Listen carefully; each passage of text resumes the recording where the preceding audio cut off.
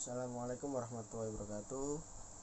Baik, di sini kami akan menyampaikan hasil diskusi kelompok kami tentang budaya dan kognisi. Namun sebelum kita melangkah ke proses presentasi hasil diskusi kami, izinkan kami memperkenalkan diri.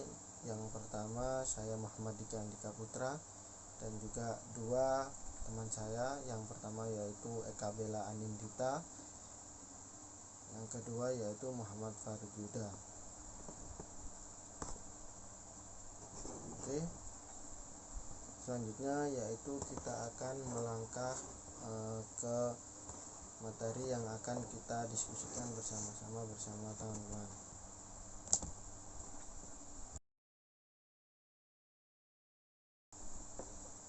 Oke, yang pertama yaitu akan saya mulai dengan pembahasan yaitu definisi budaya.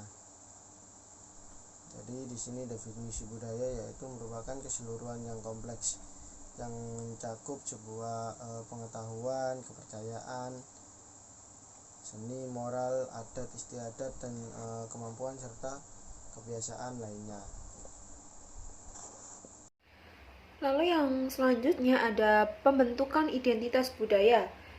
Identitas budaya merupakan suatu kepemilikan serta kebanggaan terhadap budayanya sendiri dalam rangka kehidupan bersama. Di sini karakteristik atau sebuah identitas dari tiap budaya yang salah melekat dan tidak dapat berubah lagi. Terbentuknya identitas budaya diantaranya melalui bahasa, sejarah, kepercayaan, pola pemikiran, hubungan sosial, dan agama yang sudah membudaya sehingga membentuk suatu identitas pada setiap individu. Identitas budaya merupakan konstruksi sosial yang diidentifikasikan komunikasi dari sistem perilaku, simbolik, verbal dan non-verbal yang memiliki arti dan yang dibandingkan antara anggota kelompok yang memiliki rasa saling dan membagi tradisi, warisan, bahasa dan norma-norma yang sama. Nah, seorang individu harus belajar mengenai siapa dirinya melalui interaksi dengan orang lain. Seseorang menjadi percaya diri bahwa dia memiliki diri yang berbeda dan bermakna. Lalu pembahasan mengenai identitas budaya seringkali dikaitkan dengan identitas sosial. Baik, selanjutnya yaitu pengertian budaya. Di sini pengertian budaya yang pertama yaitu menurut Mike Daniel 2010. Kebudayaan merupakan elemen subjektif dan objektif yang dibuat manusia di masa lalu untuk meningkatkan kemungkinan bertahan hidup dan berakibat dalam kepuasan pelaku dalam ceruk ekologi.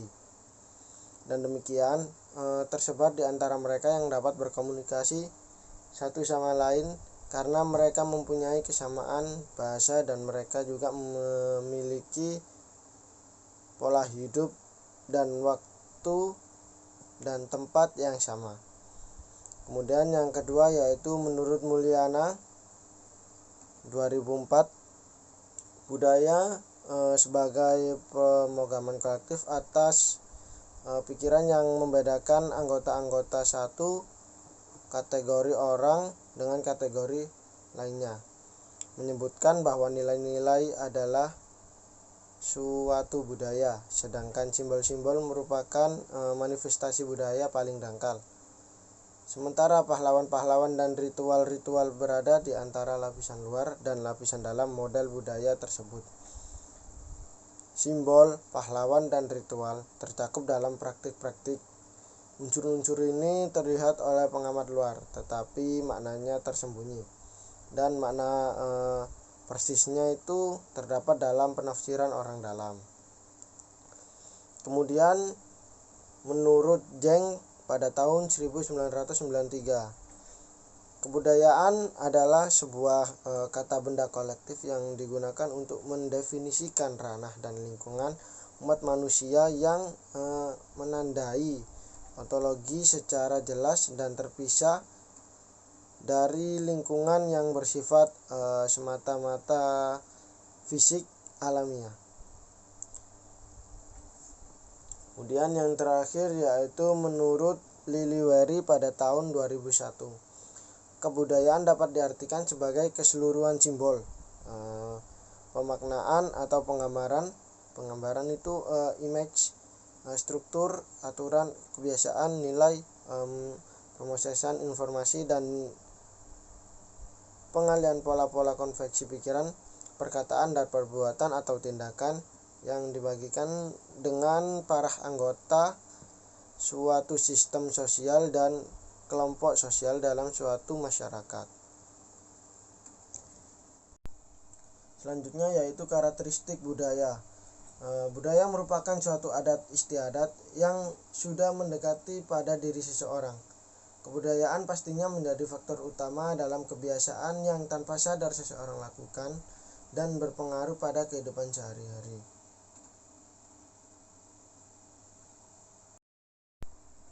Selanjutnya ini alasan mengapa karakteristik setiap orang menjadi pelaku komunikasi antar budaya yang lebih baik. Di sini ada dua alasannya. Yang pertama, selama kita mempelajari karakteristik ini, hubungan yang erat antara budaya dan komunikasi akan menjadi lebih jelas. Seperti pernyataan Huntington bahwa hal terpenting dalam budaya meliputi bahasa, agama, tradisi, dan kebiasaan. Kemudian yang kedua yaitu seperti pernyataan Brislin bahwa sangat jarang orang berbicara tentang budaya mereka sendiri atau pengaruh budaya tersebut pada perilaku diri mereka sendiri. Lalu yang selanjutnya ada ciri-ciri budaya. Di sini ciri-ciri budaya sendiri ada 7, yaitu yang pertama, budaya bukan bawaan, tetapi untuk dipelajari. Misalnya, kita tinggal di suatu desa baru, lalu desa tersebut mempunyai budaya sendiri. Nah, kita itu disuruh mempelajari budaya yang ada di situ, bukan mengadaptasikan budaya yang sebelumnya untuk masuk ke budaya tersebut. Lalu yang kedua ada budaya dapat disampaikan. Budaya ini dapat disampaikan dari orang ke orang, kelompok ke kelompok, atau bahkan dari generasi ke generasi. Lalu yang ketiga ada budaya berdasarkan simbol. Semisal kita adalah orang Jawa, lalu kita bepergian ke Bandung. Di sana kan banyak orang Sunda. Nah, orang Jawa itu biasanya bicaranya adalah bisa bicara bahasa krama. Lalu kita di Bandung berbicara bahasa itu, pasti orang Bandung akan berpikir kalau oh ini orang Jawa, karena bahasa krama itu sudah simbolnya orang Jawa. Lalu yang keempat, bersifat dinamis. Budaya yang bersifat dinamis itu dapat berubah dengan berkembangnya waktu dari segi teknologi atau yang lainnya. Lalu yang kelima, ada budaya bersifat selektif, di mana budaya ini akan berkembang menurut perilaku individu dari pengalaman yang sudah didapat dari sebelumnya. Lalu yang keenam ada unsur saling berkaitan, di mana budaya yang sekarang atau yang dulu atau bahkan nanti itu saling berkaitan. Dari segi teknologinya itu akan berkembang namun tetap berkaitan, atau dari bahasa itu pasti juga akan nanti berkaitan dari yang dulu sampai nanti yang akan datang. Lalu yang terakhir ada etnosentrik, di mana arti dari etnosentrik ini adalah menganggap budayanya sendiri sebagai budaya yang terbaik, atau bisa juga menganggap budayanya ini standar untuk menilai budayanya orang lain. Lalu yang selanjutnya ada aspek-aspek budaya. Di sini aspek-aspek budaya terdiri dari 10 aspek. Yang pertama ada komunikasi dan bahasa, yang kedua ada pakaian dan penampilan, yang ketiga ada makanan dan kebiasaan makan, yang keempat ada waktu, kesadaran akan waktu, yang kelima ada penghargaan dan pengakuan, lalu yang keenam ada hubungan-hubungan, Yang ketujuh ada nilai dan norma. Yang kedelapan ada rasa diri dan ruang. Yang kesembilan ada proses mental dan belajar. Dan yang kesepuluh ada kepercayaan dan sikap. Dapat saya simpulkan bahwa budaya memberikan identitas kepada kelompok masyarakat, sehingga mengidentifikasi aspek-aspek budaya tersebut yang menjadikan individu dalam sekelompok orang yang berbeda. Selanjutnya yaitu pembentukan identitas budaya. Identitas budaya sendiri merupakan suatu kepemilikan serta kebanggaan terhadap budaya sendiri dalam rangka kehidupan bersama. Karakteristik atau sebuah identitas dari tiap budaya yang sudah melekat dan tidak dapat berubah lagi. Terbentuknya identitas budaya diantaranya yaitu melalui bahasa, sejarah, kepercayaan, pola pemikiran, hubungan sosial, dan agama yang sudah membudayakannya sehingga membentuk suatu identitas pada setiap individu. Kemudian setiap budaya itu dibentuk menurut budayanya masing-masing, sehingga setiap kelompok kebudayaan masing-masing memiliki suatu tatanan yang dapat membentuk dari diri individu tersebut. Sedangkan menurut McDaniel, identitas budaya merupakan konstruksi sosial yang diidentitaskan komunikasi dari sistem perilaku simbolik verbal dan nonverbal yang memiliki arti dan yang dibandingkan antara anggota kelompok yang memiliki rasa saling memiliki dan membagi tradisi, warisan, bahasa, dan norma-norma yang sama. Menurut McDaniel 2010. Di sini saya akan menjelaskan tentang konsep pembentukan identitas budaya. Menurut Tiller pada tahun 2007, adapun konsep pembentukan suatu identitas budaya yang berkembang dari seorang individu ke dalam lingkungan dan kebudayaannya seperti antara lain, yang pertama ada identitas berarti identik dengan yang lain, yang kedua ada identitas berarti menjadi diri sendiri, yang ketiga ada identitas berarti menjadi identik dengan suatu ide, yang keempat ada identitas berarti individu yang realitas yang hidupnya bersama individu yang lainnya. Selanjutnya dapat disimpulkan identitas budaya merupakan suatu tradisi atau karakteristik yang sudah diwarisi secara turun-temurun terhadap budaya masing-masing yang sudah menjadikan kebiasaan oleh budaya tersebut.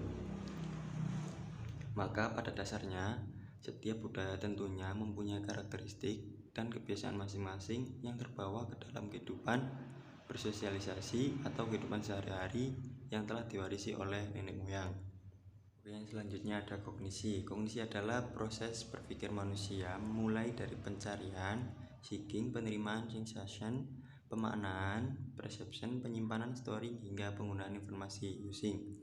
Proses kognisi penting dan fundamental karena penentukan bagaimana manusia menerima dan mengolah informasi mengenai dunia termasuk hubungan kita dengannya. Jadi kognisi ini sangat dipengaruhi oleh budaya. Perkembangan kognisi secara tradisional terjadi pada masa bayi sampai dewasa. Yang terakhir ada salah satu teori yang sangat mendominasi dalam perkembangan kognisi ini adalah teori Piaget tentang tahapan perkembangan kognisi. Piaget mendasari teorinya pada pengamatan terhadap anak-anak di Swiss. Ia menemukan bahwa ternyata anak-anak dari usia yang berbeda cenderung memecahkan masalah secara berbeda pula. Lalu ada Piaget mengajukan pendapat bahwa anak-anak berkembang maju melalui 4 tahap seiring pertumbuhan mereka dari bayi sampai usia remaja. Yang pertama ada tahap sensori motor, perkiraan usia lahir hingga 2 tahun.